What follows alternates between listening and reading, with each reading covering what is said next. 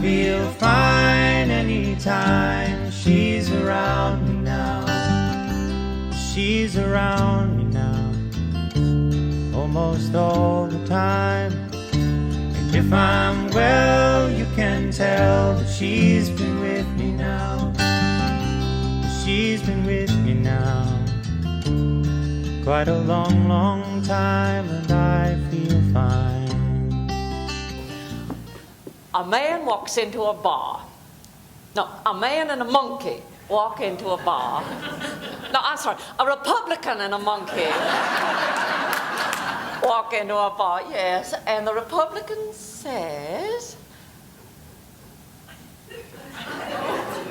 Well, anyway, a number of people keep coming into the bar. Hold on a second. A Republican and a monkey walk into a bar, and the Republican... No, a drunk. I know that the bartender says the nuts are complimentary. I'm so sorry, I believe I just gave away the punchline. First time I met Dick, we were auditioning for the Whittier Community Players. And he came right over and asked for a date. I said no, I was too busy. But he circled right back round later that night and said, how about that date? I just laughed, and he said, don't laugh. I'm gonna marry you one day. He actually pointed his finger, an unusual courting gesture. Rosalind Carter's coming to tea. I can't wait. Now, she seems like a nice person, but I want to give her a tour of the White House like I want to jump off the Washington Monument. We lost. We got to get out of here. So let's go already. Give me that chaise longue in Palm Springs. This lame duck stuff is like taking a Band-Aid off really slow. And this man blew in. This 6'3" handsome young man with the most remarkable ears. And my plans changed. And after about 2 months, he just shows up. Just shows up on Daddy's doorstep and gives me an ultimatum. I am to marry him at once, or it's over. If I say no, it'll be a failure of nerve and heart. And then Daddy pulls me aside. Honey, some of the best deals are made in haste. On the news, they showed these Watergate protesters in front of the White House with signs that said, pick out your curtains, Betty. I'm so embarrassed about that. I saw Pat the next day at lunch, and I started to apologize. She goes, Betty, don't worry about it. I never watched the news. I wonder if Mrs. Carter would go for cocktails instead of tea. He told me I had the finest ideals of anyone he had ever known, and that we were destined to achieve great things together. Well, it took about 2 years, but eventually I came to feel, well, I felt, you know what I think? I think the Watergate break-in was a setup. I do.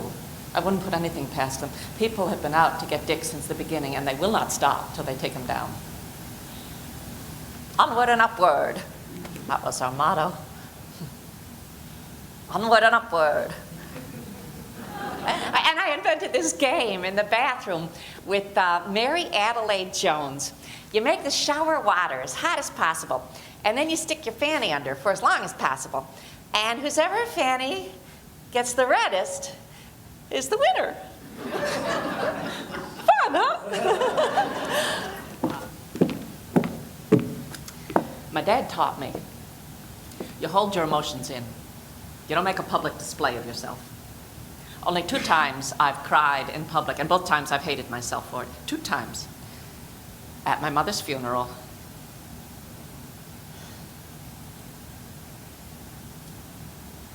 and when Dick conceded to Kennedy.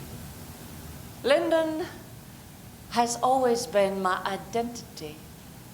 I know that's a controversial notion nowadays, but as I said to my girls, my Linda Bird and Lucy, this need for women to have their own identity belongs to their generation, not mine. I chose this life. I chose to love that scratchy man. So I did. I spoke out about my experience and told women everywhere to go get tested. And apparently thousands upon thousands of them did.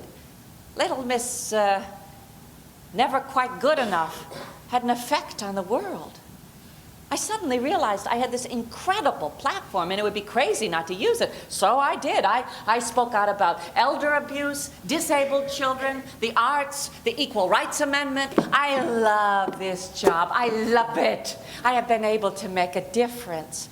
Okay, Mrs. Carter, you're on.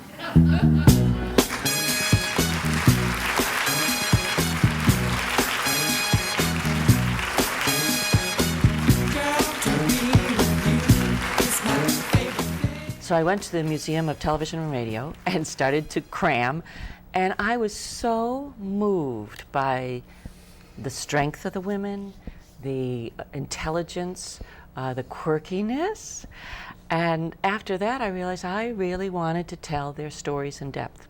I wanted a funny play, but I wanted a play that would really make you walk in their shoes.